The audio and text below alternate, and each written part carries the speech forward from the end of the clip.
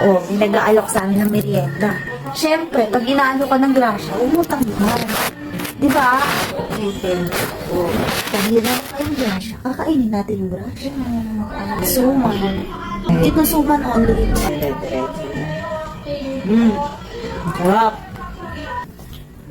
Yung bahay na yung bato. Yun yung bahay na kakalitan.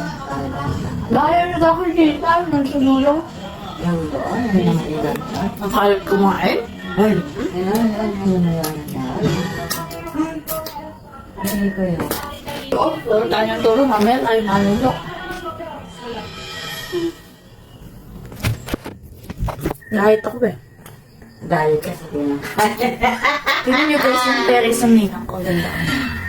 Yun nga, terrace nila yan. Terrace ba tawag dito? Oo, basta yan. Para siyang mini kwarto, tapos may malaking bintana.